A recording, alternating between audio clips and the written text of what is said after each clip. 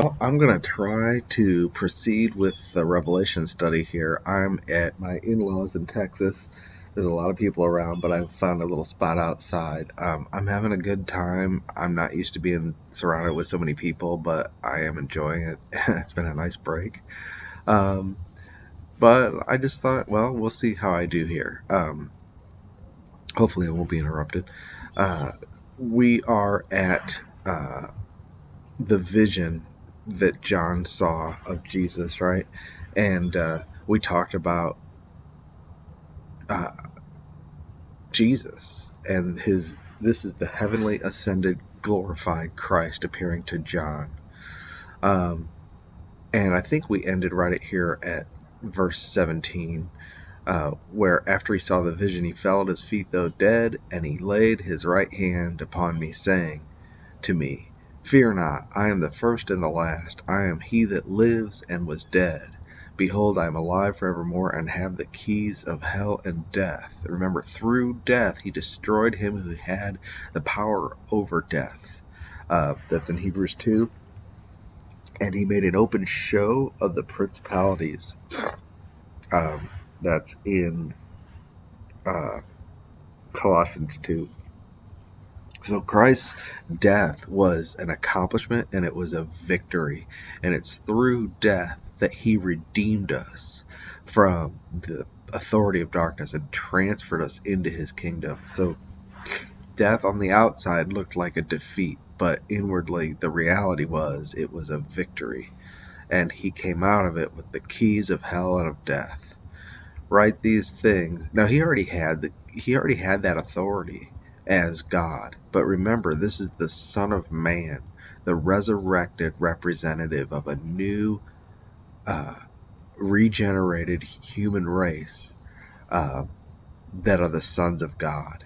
And he has this authority as our representative to free us from fear of death and definitely keep us from hell. Write the things which you have seen. Here, write the things which you have seen, and the things which are, and the things which shall be hereafter. Now, Chuck Missler said this is an outline of the book of Revelation, and I agree. I think this is great. There's 3 things here, and if you understand this, you'll understand a few things about where the church is. The things which you have seen. Now, that basically covers the vision that he just described. Notice everything with the vision is past tense, right? I turned, past tense. I saw, past tense. In the midst of the 7 candlesticks, this man, the Son of Man, he was clothed, he was girt. His hairs were like wool, his feet like unto fine brass. He had, past tense, in his right hand the 7 stars. Out of his mouth went, past tense, a sharp two-edged sword. Everything there is past tense, right? So he says, write the things which you have seen. Now he's written those. And the things which are, okay? And then the things that shall be hereafter. And that Greek word hereafter is metatauta. It's also translated after these things. Now, what he starts describing, the Lord starts interpreting the vision he had just seen, the mystery of the 7 stars, which you saw in my right hand, the 7 and the 7 candlesticks. The 7 stars are present tense, the angels of the 7 churches, and the 7 candlesticks which you saw are the 7 churches. So these are the things that are, and the next 2 chapters are going to be filled with the things that are present tense. The church is on the earth as lampstands, present tense. And then he's going to write about the things which shall be hereafter, metatauta. And if you take that metatauta word and do a search on it, it's 2 words. The next time it appears, interestingly enough, Revelation 4:1. After this, metatauta, I looked, and behold, a door was open in heaven, and the first voice which I heard was, as it were, of a trumpet. There's that trumpet again, talking with me, which said, Come up hither, and I will show you the things which must be hereafter, metatauta. Okay, so this is clearly a new section after Revelation 2 and 3, which describe the 7 letters to the 7 churches, the things which are the lampstands on the earth. You have a door opened up, right, in heaven, and he hears a voice again as a trumpet. That voice is that he heard when he saw the vision of Christ was as a trumpet. So you see the trumpet again, and then you see hereafter.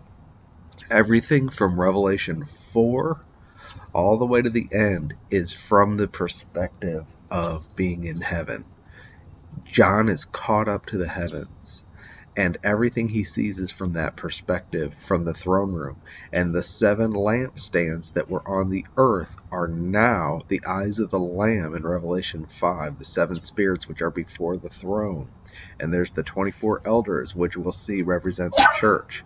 So there's the outline, and that's another evidence of the pre-trib rapture I'm going to have. So we've got through Revelation 1. Now we're going to get into the letters to the 7 churches, and we'll pretty much just deal with Ephesus today. Now, the letters to the 7 churches are written to 7 churches in Asia that this letter was circulated to. They are included in the churches that all departed from Paul's ministry, which I think is the root of the problem. The 7 churches are 7 literal churches that existed at that time, but there's been recognition that in the way they are laid out and the problems they describe, there's a prophetic map of church history given in advance. And if they were in another order, that would not be the case. So we'll see some of that. The letters, each church is named. We'll see the churches back then were the church in the city. It was just the church. There wasn't all these different churches. There was just one church for each city. And it was just the believers that dwelled in that city. Everyone who assembled into the name of Jesus. Now, the problem is that included unbelievers. There were many unbelievers who were identified with the faith. And we see that in Hebrews and throughout the New Testament letters. There's the epistles. We see plenty of evidences that there were false apostles, false believers in with the church. Now, they weren't part of the fellowship, but they were there in the assembly. And so that's the case with these 7 letters, is that you've got a mixture of things. You've got the overcomers who are believers, and we know that they're believers because John tells us in 1 John, who is he that overcomes the world but he that believes that Jesus is the Son of God? That's our definition. John is the one who wrote this letter, and then when he came back from Patmos, he wrote his epistles, and he's the one who is qualified to give a definition of his own terms.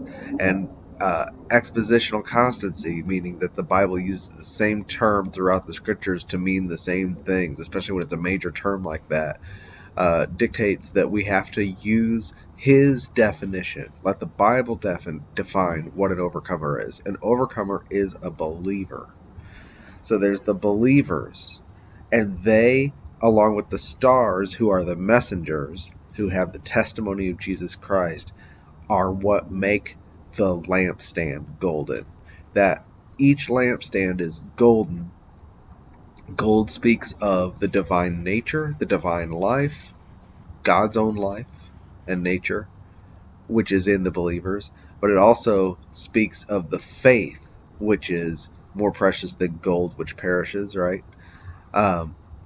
Together, that's what composes the lampstand. And the reason it's a lampstand is because the believers are there with the testimony of Jesus Christ, because there's a message. Luther said the church is found wherever the word is rightly divided. And that is really the test. If you see the testimony of Jesus Christ in a city, there's the church. But in that assembly, there's also unbelievers. So these letters have encouragements to believers, admonitions to believers, and rebukes, and even identifications of who the non-believers are. And that's most clearly seen when you get to Thyatira, because there's those who know the depths of Satan and have given themselves over to the spirit of Jezebel. They are not believers, but they're there in the church, and his admonition or correction is, look, you believers are tolerating this teaching. You're tolerating this. But so you've got an assembly that's a mix of the overcomers and the messengers and the unbelievers, and the Lord is addressing them as a whole. But the only ones who are going to get the message are those who have an ear to hear what the Spirit says to the churches. So in each letter, there's a statement. He who has an ear, let him hear what the Spirit says to the churches. There's 2 churches that have nothing negative said about them, and that's Smyrna, the persecuted church, and Philadelphia, the church that specifically promised to be delivered from the hour of temptation that's associated with the rapture. And there's an open door before her, which we'll talk about when we get to that. And then there's 2 churches that have nothing positive said about them, and that is, I believe, Laodicea and Sardis. So that's all very interesting. There's 3 churches that, well, there's 4 churches that seem to describe characteristics that persist in the church until the end of the age. And for those are the last 4 letters. Each of those has a direct reference to the Lord's coming. And the outline of the letter changes too, so that the promise to the overcomer precedes, right? Is it precedes? Yeah. The letter to the overcomer, or the promise to the overcomer, precedes this statement. He who has an ear, let him hear what the Spirit says to the churches. So there's here's Thyatira. He that has an ear, let him hear to what the Spirit says to the churches, is at the end of the letter. For Thyatira, Sardis, Philadelphia, and Laodicea, whereas to the first 3 churches, it's stated in the middle of the letter, or not at the middle, but towards the end, but before the promise to the overcomer. So Revelation 2:17, for example, in the church of Pergamos, he that has an ear, let him hear what the Spirit says to the churches, to him that overcomes, and there's a promise. So each of these letters has a promise to the overcomer with a reward, and a statement, he that has a ear, let him hear what the Spirit says to the churches. But in the first 3, the promise to the overcomer is after that statement, whereas the last 4, the promise to the overcomer is before that statement. And I believe it's because we may see the Lord coming and actually enter into our reward in rather than dying. We will enter into our reward when he comes. And each of these last 4 has a reference to his coming, like 2:25 is Thyatira, but that which you have already, hold fast till I come. So again, these are 7 literal churches that existed in Asia at the time he wrote this. And Revelation was passed to all of them. It was a circulated letter to these churches. Then it went everywhere. But the first 3 are designed a little different than the last 4. The last 4 have specific references to his coming. And as a whole, these churches map out church history in advance, but with a focus on negative developments. It really maps out a lot of negative developments in the church, in the order that they emerged in history. And these letters can be broken down. The Church of Ephesus, that letter seems to cover the first 2 centuries, and it overlaps Smyrna, which is the persecuted church, and there's a reference to 10 days, and there were 10 Caesars under which the church was persecuted. And then Pergamos, you begin to see it mix with the world, which represents the time of Constantine up to about 600, where the church becomes the state religion, and you start to see all the things that are mentioned in there. The Balaam teaching Balak to teach his servants to stumble them, to seduce them, to commit sacrifice to idols, and commit spiritual fornication. Then there's Thyatira, which is the height of the Catholic Church and the Dark Ages, and it's characterized by Jezebel, and Jezebel is a perfect character to describe the behavior specifically of the Catholic Church.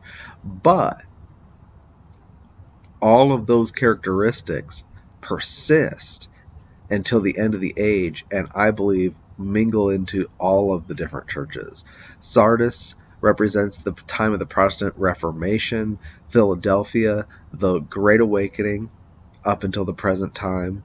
The Sardis seems to represent like the Reformed and Calvinist branches of the church, of the Christian religion. Thyatira seems to represent mainly the Catholic Church, but through the NAR and the Seven Mountains and Calvinism, all those characteristics are mingling into all these churches these characteristics of the church that persist.